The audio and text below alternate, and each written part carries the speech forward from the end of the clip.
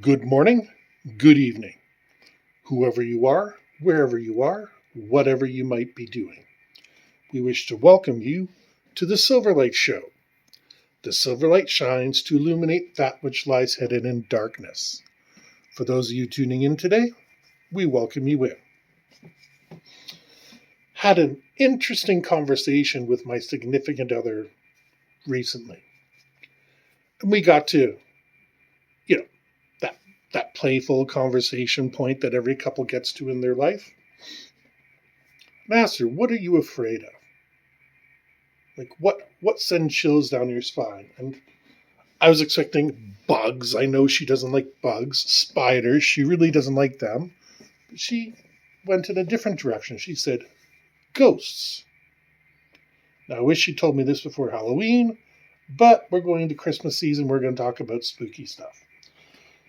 Because she said after the fact that she was afraid of ghosts was, but I don't believe in ghosts.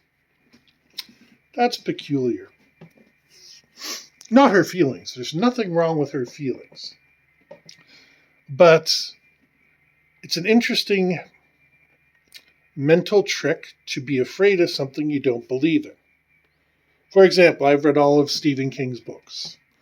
Never had a car wake up on its own and try to kill me. Of course, I was never that big of a jerk to anybody. I don't know anywhere I can bury my cat and have it come back to life. That stuff doesn't scare me. If I'm 100% sure it's not real, Slender Man does not scare me, not in the least. But in her mind, she's nursing a secret fear.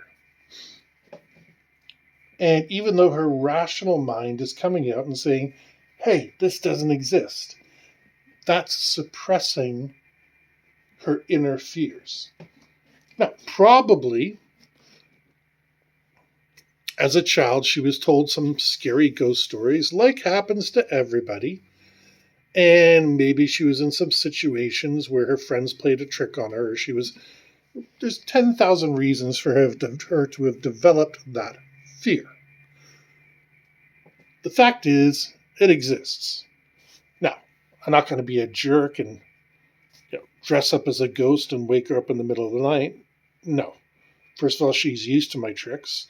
And secondly, now that I know that, I don't want to traumatize her. It's not something that we need in our relationship.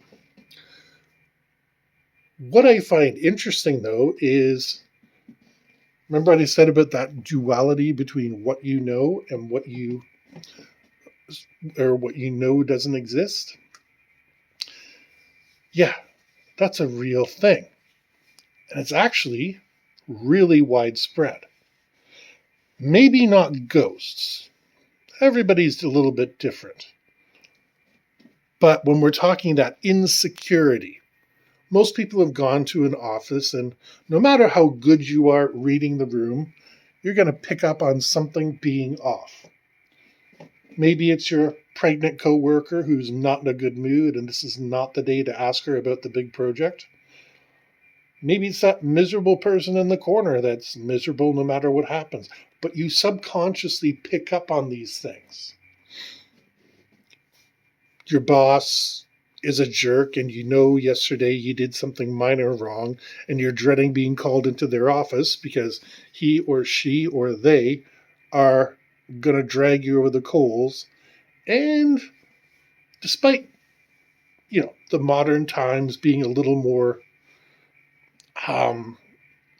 supposedly a little more tolerant, we still do have screamers. I'll admit, when I'm pissed off, I raise my voice. And you have to understand, it's the way that what I grew up with. I won't touch you. I will never physically harm you, but I'm going to raise my voice. And there's people who are terrified of me. Fortunately, nobody really close, but they see a big 6'3" guy raising his voice and they're like, this is scary. And I'm probably triggering a few people. And I do apologize for that. But the truth is, we live in a society. It's not like the 1800s where I could say, Gonzalez, take this person out back. and whip them until they're ready to come back to work.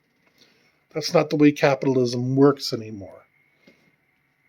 But there's two types of fear: the immediate fear and the proximate fear.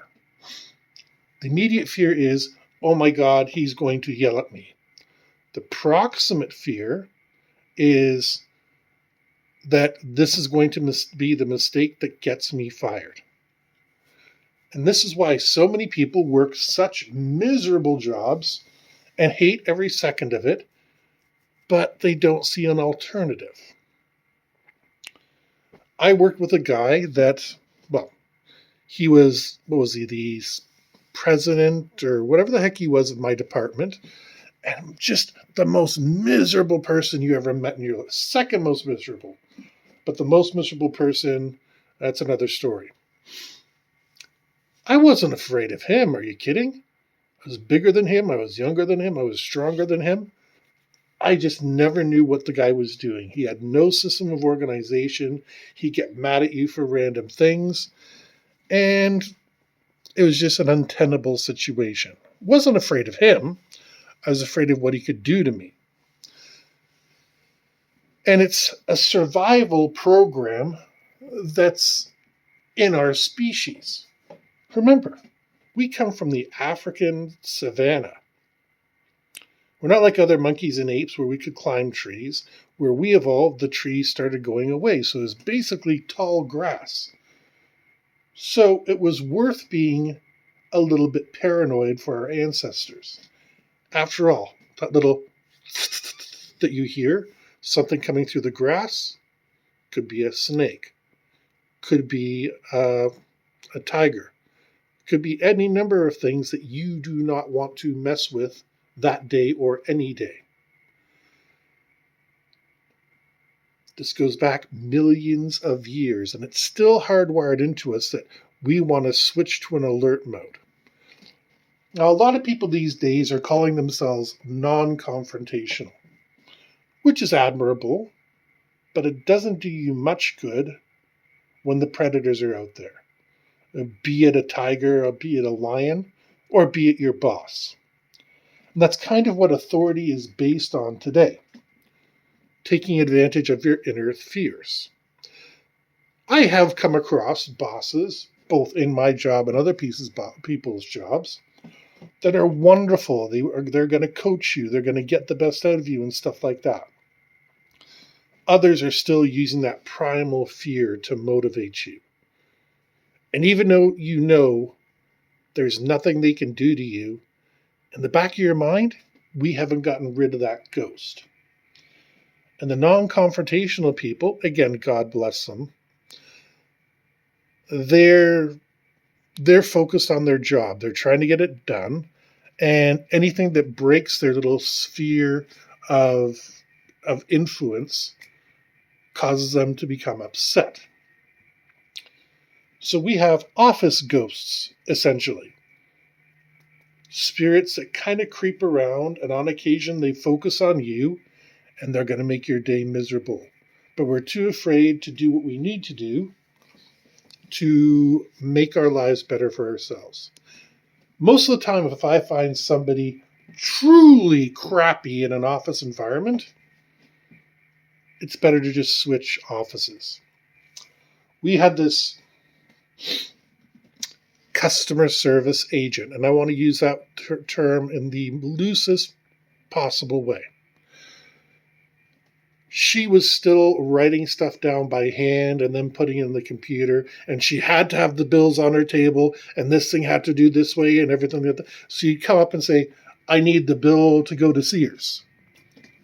And then she'd fuss through her paperwork and never looked up in the email. She just fussed through her paperwork and then, oh, I don't have it. And then you go down and search the ones that you had. And this is why I never believe in a split office. But you'd search yours. You'd be damn sure that it wasn't there. Because my way of setting up is I make sure all my stuff is ready to go. So that, oh, you're here? Great. There you go. Take this to Sears. And I'm picking on Sears because I know they're defunct. My employee's ready to go. I'm ready to go. Everything's ready to go. I even have times written down on them because that way I can go, that one's due for 10 o'clock. It's 9 o'clock. I should have somebody hooked onto it right now.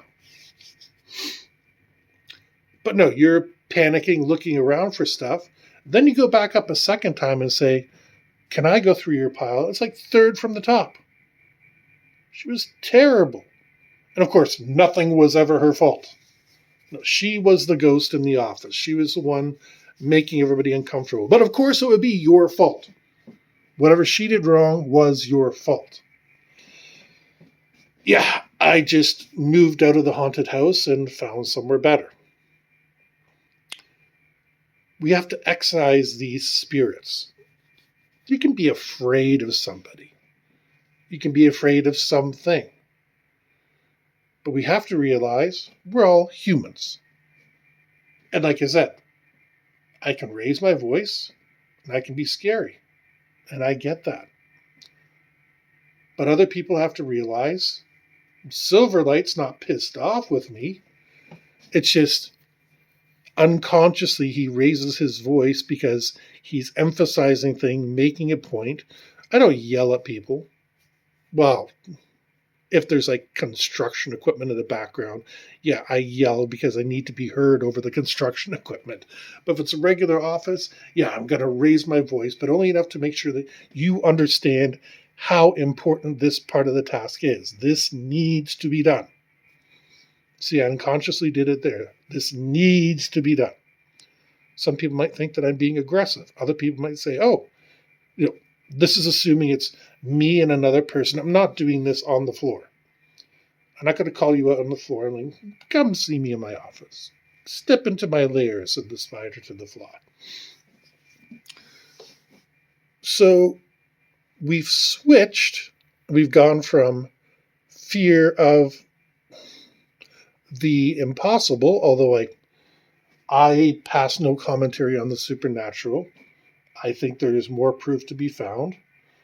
But I prefer to stick to the psychological. And on one hand, we're afraid of things that don't exist. And on the other hand, we're afraid of things that should never be a factor. It's 2023. Most offices have cameras and stuff like that. So if I or anybody else decides to smack somebody, you can bet it's being recorded. I used to not like cameras in the office. And it wasn't because I was being lazy or anything like that. I was like, the company is trusting me and my coworkers to get things done, and we're doing it. Nowadays, I have the opposite opinion. I've had people twist my words and fortunately had a witness. I've had people accuse me of blatantly false statements. But if we had cameras around those times, it would have been viewed very differently. It's all a question of, I believe in cameras. I think they should be everywhere. And you'll find this area is very good for having cameras up. And I like it because of that. Because you don't know any of the crazy things that happen. There's a certain house on this street I call the drug dealer house. Do you know why I call it that? Because they have people coming at all times of days. They have, 2 o'clock in the morning, there's somebody shining his lights into my bedroom. It's like, don't idle the car. That's what they're telling everybody. Don't idle the car. I believe in drug dealers. I don't think this particular one has any malice towards me. So I'm just living and let live at this point. We'll find out whether that was a wise decision. So, whether you believe in ghosts or not, remember, you have to identify the root cause of your fear. Because it affects your whole life. And it's only going to get, I don't want to say worse, but it's only going to transfer itself to other areas of your life when you're working, when you're dealing with people, and that's just going to become harder and harder for you to deal with. With that, we hope you enjoyed this episode of the Silverlight Show. If you did, please like, share, subscribe. Don't forget to hit the bell. Don't forget to hit the bell icon down just above the comments, so that way you can be notified of every single show. And we hope you have a fantastic day.